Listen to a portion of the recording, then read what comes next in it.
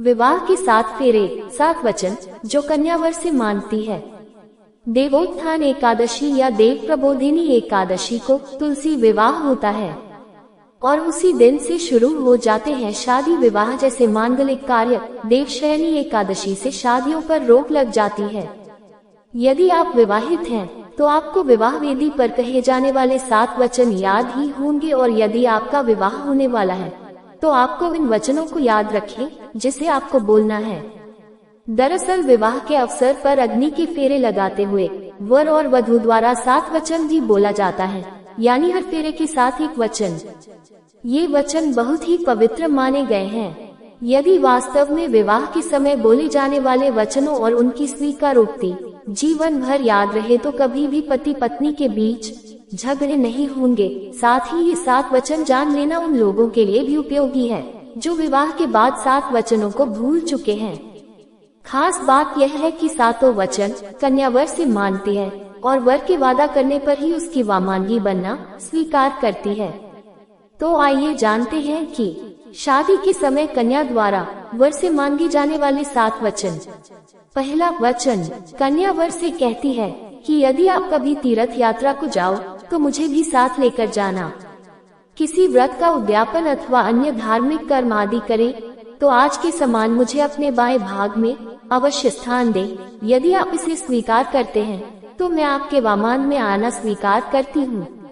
दूसरा वचन, कन्या वर से दूसरा वचन मानती है कि जिस प्रकार आप अपने माता पिता का सम्मान करते हैं उसी प्रकार मेरे माता पिता का भी सम्मान करें तथा कुटुंब की मर्यादा के अनुसार धार्मिक कार्यों का अनुसरण करते हुए ईश्वर के भक्त बने रहें तो मैं आपके वामांगी बनना स्वीकार करती हूँ।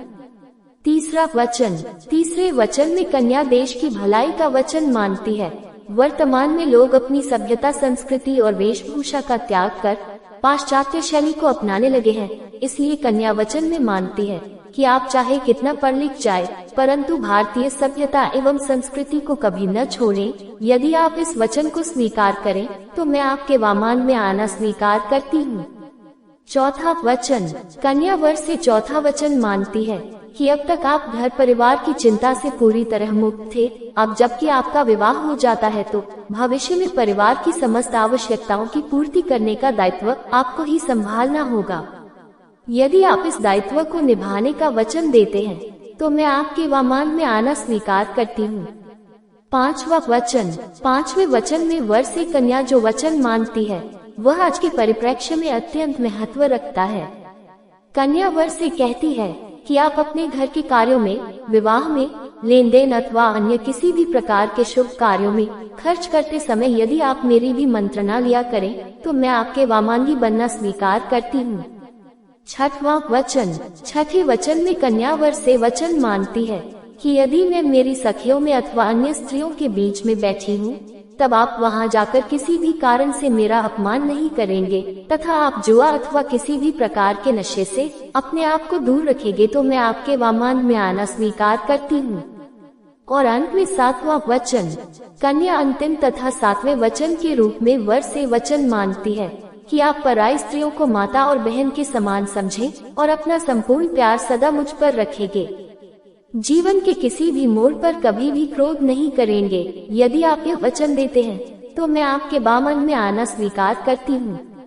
मित्रों, ये जानकारी आपको कैसी लगी कमेंट करके जरूर बताएं और पोस्ट अच्छी लगी तो लाइक, शेयर और सब्सक्राइब जरूर करें।